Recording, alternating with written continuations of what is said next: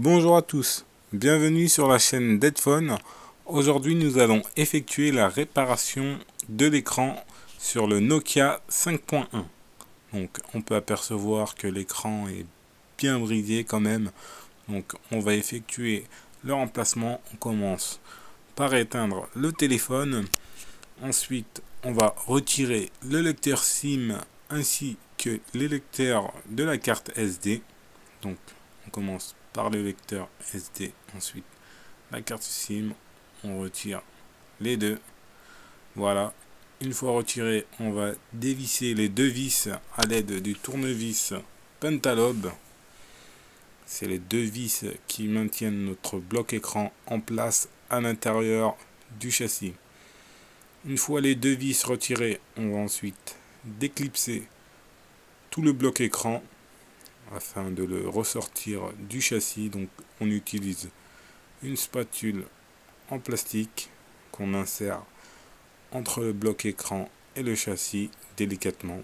Vous voyez, on le retire vers le bas, on vient faire levier vers le haut.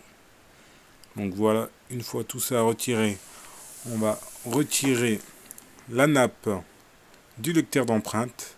Pour pouvoir la retirer, on est obligé de retirer la plaque métallique que vous pouvez apercevoir, maintenue par 4 vis Pentalobe. Aussi, c'est pas les mêmes tailles que les deux vis qu'on vient de retirer. Donc, on retire les 4 vis qui maintiennent toutes ces nappes-là en place. Voilà, une fois retiré, on retire notre plaque métallique. On va conserver de côté. On va ensuite déclipser la nappe de la batterie. Voilà, connecteur de la batterie, on déclipse, toujours déconnecter la batterie. Ensuite, le lecteur d'empreinte. Vous voyez, vous pouvez apercevoir le lecteur d'empreinte, il est directement collé au châssis arrière. Ensuite, on retire la nappe, on déconnecte la nappe du LCD ainsi que la nappe qui fait interconnexion entre notre connecteur de charge et la carte mère. On va ensuite retirer le haut-parleur afin de décoller les bandelettes qui maintiennent la batterie en place, car pour retirer l'écran on est obligé de retirer la batterie. Donc on dévisse les 7 vis qui maintiennent notre haut-parleur en place. Une fois les vis retirées, on retire le haut-parleur directement, on retire, voilà notre haut-parleur. On va maintenant décoller les deux bandelettes noires qu'on peut apercevoir.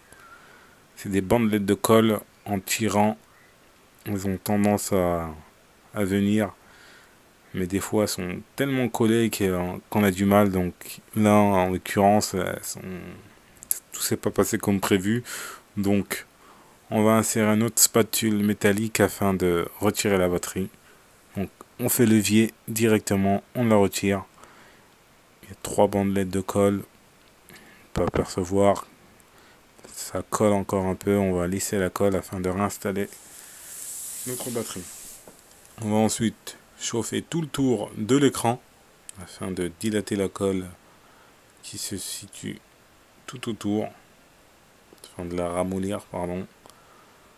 On chauffe tout le tour à l'aide du générateur d'air chaud. Ensuite on insère une lame sans endommager le châssis, hein.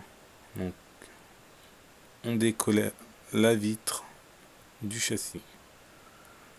Une fois décollé, on fait attention au bout de verre qui se situe tout autour. On retire le bloc. On va ensuite nettoyer tout le châssis. On retire dans un premier temps les gros bouts de verre. On retire tous les bouts de verre. Ensuite, on va nettoyer toute la surface. Une fois que toute notre surface est bien propre, on va pouvoir installer le nouvel écran. Donc, on va vous présenter le nouvel écran, hein. C'est un écran directement équipé bloc écran LCD plus la vitre qu'on va installer à l'aide de notre colle spéciale T7000. Donc pour ça on va appliquer un peu de colle sur tout le tour du châssis. On essaie de la colle noire T7000 directement. On applique un filet sur tout le contour du châssis. Une fois qu'on a appliqué le filet, on attend une petite minute. Ensuite, on insère le nouvel écran, on retire les films protecteurs. Tous les films protecteurs. Ensuite, on passe dans un premier temps notre nappe du LCD à travers le petit trou. Une fois la nappe passée, on retire le dernier film protecteur. On applique une légère pression sur tout le tour du châssis. On va ensuite laisser le toucher sécher. Une fois que tout est sec, on calibre bien notre nappe du LCD. On a des petits trous directement sur le châssis. On vient coller le tout. On applique une légère pression sur la nappe afin qu'elle colle. Une fois tout est prêt, on réinstalle notre haut-parleur en place. On revisse les 7 vis Pentalobe qui retiennent notre haut-parleur. On revisse les 7 vis. Voilà. La dernière vis. On recolle ensuite notre batterie. Il y a déjà de la colle, hein. On va directement la mettre en place. On applique une légère pression directement. On est maintenant prêt. On reconnecte notre nappe du LCD ainsi que notre nappe du connecteur de charge. On va ensuite reconnecter notre lecteur d'empreintes. Voilà, dans le bon sens, hein. Directement. On vient, on clipse à l'intérieur. Une fois qu'on a clipsé le tout, on connecte la batterie. Voilà, on la reclipse. On applique une légère pression. Voilà. On va ensuite réinstaller notre plaque qui maintient toutes ces nappes là en place. On la met en place. Ensuite, on revisse nos 4 vis Pentalobe directement à l'aide du tournevis Pentalobe.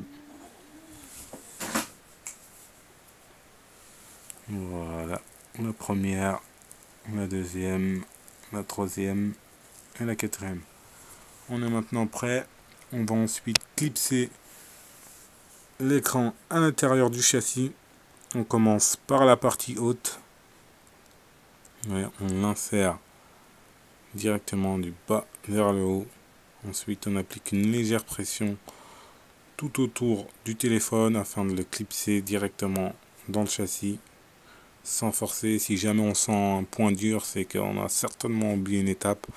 Ensuite, on réinsère notre lecteur SIM ainsi que notre lecteur de carte SD. On va ensuite revisser les 2 vis Pentalobe. Donc voilà, on revisse nos 2 vis Pentalobe. La première et la deuxième, toujours sans forcer. Hein. Si jamais vous sentez que ça force, c'est que vous êtes sûrement de travers ou que vous avez oublié une étape. On insère ensuite notre lecteur SIM ainsi que notre lecteur de carte SD.